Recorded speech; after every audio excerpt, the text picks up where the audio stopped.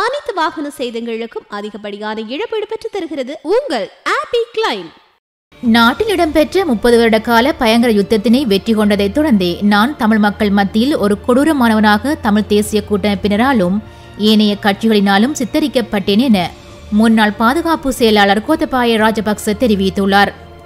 கொழும்பு பத்திரிகை ஒன்றுக்கு அவர் வழங்கிய விசேட செவிலியே இதனை தெரிவித்துள்ளார். அவர் தொடர்ந்தும் கருத்து தெரிவிக்கையில், தமிழ் அரசியல் கட்சிகளினாலே நான் தமிழ் மக்கள் மத்தியில் கொடூரமானவனாக சித்தரிக்கப்பட்டேன்.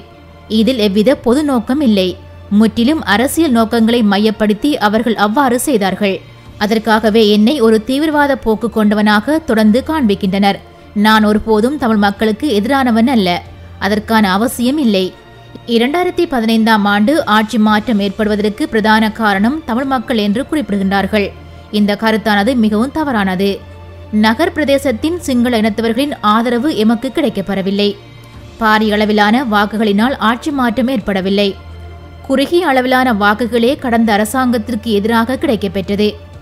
தமிழ் மக்களின் ஆதரவு இல்லாமல் ஜனாதிபதி தேர்தலில் வெற்றி பெற முடியும் என்று நான் குறிப்பிட்டதாக பொய்யான வதந்திகள் சமூக வலைதளங்களில் வெளிவந்துள்ளன.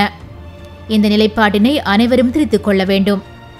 ஒரு நாட்டில் ஒட்டுமொத்த மக்களின் ஆதரவுடனேயே நாட்டின் தலைவர் தெரிவு செய்யப்பட வேண்டும் என்ற கொள்கையினை எமது அரசியல் செயற்பாடாக முன்னெடுக்க உள்ளோம் என அவர் குறிப்பிட்டுள்ளார். அனைத்து செய்திகளையும் பார்க்க ஐபிசி தமிழ் நியூஸ் சேனலை சப்ஸ்கிரைப் பண்ணுங்க. உடனுக்குடன் செய்திகளை தெரிந்து கொள்ள வேண்டுமா? அப்போ கீழே இருக்கிற பெல் பட்டனை மறக்காம கிளிக் பண்ணுங்க.